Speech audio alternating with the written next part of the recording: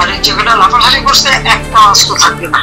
আমার বিরুদ্ধে 227টি মামলা হয়েছে, তাই 227 জনকে হত্যার লাইসেন্স পেয়েছি, এমন একটি অডিও ভাইরাল হয়। পরে পুলিশের অপরাধ তদন্ত বিভাগ সিআইডি ওই কথোপকথনের ফরেনসিক পরীক্ষা করে সেটি শেখ হাসিনার বলে সত্যতা পায়। সবকিছু কি প্রকাশ্যে করতে হয়?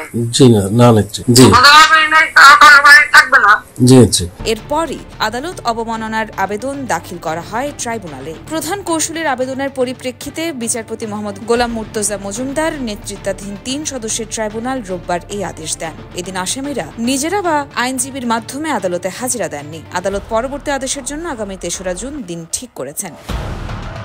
জুলাই গণঅভ্যুত্থানের ঘটনার মামলা নিয়ে বক্তব্য দেওয়ার অভিযোগে ক্ষমতাচ্যুত শেখ হাসিনা ও গাইবান্ধার গোবিন্দগঞ্জ উপজেলা ছাত্রলীগের সাবেক সভাপতি শাকিল আলম বুলবুলের বিরুদ্ধে গত 30 এপ্রিল আদালত অবমাননার অভিযোগ দাখিল করা হয়। অভিযোগটি গ্রহণ করে 15 মের মধ্যে তাদের জবাব দাখিলের নির্দেশ দেয় আন্তর্জাতিক অপরাধ ট্রাইব্যুনাল। কিন্তু ওই দিন জবাব দাখিল না করায় আসামিদের 25 মে ট্রাইব্যুনালে হাজির হওয়ার জন্য নির্দেশনা দেওয়া হয়। এই নির্দেশনা অনুযায়ী আসামিরা হাজির হননি বলে আদালতকে অবহিত করেন প্রধান কৌশলী এম তাজুল ইসলাম।